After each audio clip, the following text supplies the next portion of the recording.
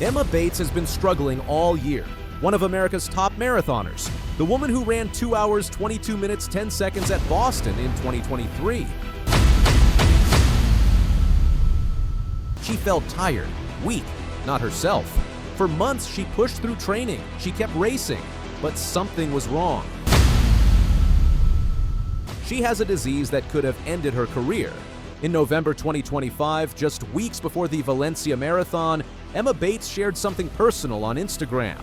She had been diagnosed with hemochromatosis. It is a genetic disorder that causes the body to absorb and store too much iron. The body has no natural way to get rid of excess iron, so it builds up in organs like the liver, heart, and pancreas. Over time, it causes damage. Emma wrote that she had been struggling to feel like herself for most of 2025, both mentally and physically. She could not understand why training felt so hard, why her body would not respond, why she felt exhausted all the time. Now she had an answer. The running community reacted with support. Fellow athletes flooded her comments with messages. Many praised her bravery for speaking out. Others shared their own stories of mysterious symptoms that went undiagnosed for years. Emma's story became a cautionary tale. Endurance athletes often ignore fatigue. They push through pain. They assume feeling terrible is just part of training hard. But sometimes, feeling terrible means something is actually wrong. Emma Bates is 33 years old. She was born July 8, 1992 in Minnesota. She is one of the top American female marathoners. Her personal best is 2 hours, 22 minutes, and 10 seconds. She set that time at the 2023 Boston Marathon, where she finished 5th overall and 1st among Americans. That time is the second fastest ever by an American woman at Boston. Emma won the USA Marathon Championships in 2018 in her marathon debut. She ran 2 hours, 28 minutes, 19 seconds at the California International Marathon, stopping to vomit multiple times but still winning. In 2021, she finished second at the Chicago Marathon in 2 hours, 24 minutes, and 20 seconds. That was her first podium finish at a World Marathon major. In 2022, she ran 2 hours, 23 minutes, and 18 seconds at the World Athletics Championships in Eugene, Oregon, finishing 7th. It was a personal best at the time. She was part of one of the strongest American women's marathon contingents ever, with Sarah Hall 5th and Kira D'Amato 8th. Emma is a 12-time All-American from Boise State University. She won the NCAA 10,000-meter championship in 2014. She trains in Boulder, Colorado with Coach Joe Bosshard as part of Team Boss. Emma is known for her aggressive racing style. She leads from the front. She takes risks. At the time, Emma could not explain why the race felt so hard. She had trained well. She felt prepared, but her body would not cooperate. In March, she ran 1 hour, 8 minutes, and 21 seconds at the New York City Half Marathon for 6th place. It was a good time, but Emma felt off. Throughout the year, Emma experienced symptoms she could not understand: extreme fatigue, joint pain, weakness. She assumed it was overtraining, or stress, or just a bad year. But the symptoms persisted. Training felt harder than it should. Recovery took longer. Emma felt like she was running through mud. For months, she searched for answers. She adjusted her training. She focused on recovery. She tried everything. Nothing helped. Finally, doctors ran blood tests. They checked her iron levels. The results showed extremely high ferritin. Ferritin is a protein that stores iron in the body.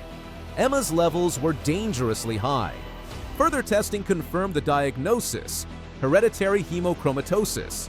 For athletes, hemochromatosis is especially dangerous. Endurance athletes are trained to push through fatigue, delaying diagnosis. Research shows that even treated hemochromatosis can reduce exercise capacity, likely due to impaired oxygen delivery. Carrying one HFE mutation may benefit endurance performance, but having two causes iron overload, fatigue, muscle weakness, joint pain, and long-term damage that can persist even after treatment. One cyclist with severe hemochromatosis described his body rusting away from the inside out. His ferritin was over 1,800 micrograms per liter, more than 5 times normal. Doctors said it would kill him if untreated. For Emma Bates, hemochromatosis explained everything: the fatigue, the poor performances, the feeling that her body was not responding to training. It was not in her head. It was iron poisoning. The good news is that hemochromatosis is treatable. The most common treatment is phlebotomy, or therapeutic bloodletting. Doctors remove blood regularly to lower iron levels. Since most iron is in red blood cells, removing blood removes iron. Initially, patients may need phlebotomy every week until iron levels normalize. This can take months or years. After that, maintenance phlebotomy every 2 to 3 months keeps levels controlled. But for an endurance athlete, the treatment is brutal. Each blood removal lowers red blood cell count, hemoglobin, and hematocrit, the same values that determine oxygen carrying capacity. Symptoms during treatment include extreme fatigue, malaise, and limited aerobic endurance. One cyclist described feeling like a wrung-out sponge for 2 years. His energy and performance were significantly compromised. But once iron levels are controlled, athletes can rebuild.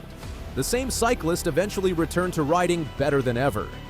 Emma Bates is now undergoing treatment. She is taking her training day by day. Some days will be good, some days will be terrible, but at least she knows what she is fighting. Despite her diagnosis, Emma Bates traveled to Valencia, Spain in December 2025 to race her first international marathon.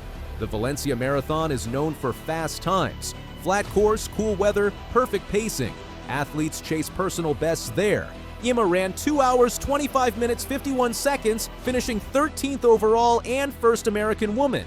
The time was not a personal best, but given her diagnosis and ongoing treatment, it was a strong performance. Emma showed up, she competed, she finished. Emma continued to share her journey on social media, the ups and downs of treatment, the good days and bad days, the frustration of uncertainty, but she also expressed gratitude. Gratitude for finally having answers, gratitude for doctors who figured it out, gratitude for treatment that works. Emma Bates' story carries an important message. Listen to your body. Athletes are trained to push through discomfort, to ignore pain, to believe that feeling terrible is just part of the sport. But sometimes, feeling terrible means something is medically wrong. Hemochromatosis is easy to diagnose with a simple blood test, but many athletes never get tested. They assume their symptoms are normal. Emma spent months struggling before she got answers. She wishes she had sought help sooner. She encourages other athletes to speak up when something feels off. Fatigue that does not improve with rest. Joint pain that persists. Weakness that cannot be explained. These are red flags. Emma's transparency helps break the stigma. Athletes are not invincible. They get sick. They struggle. And that is okay.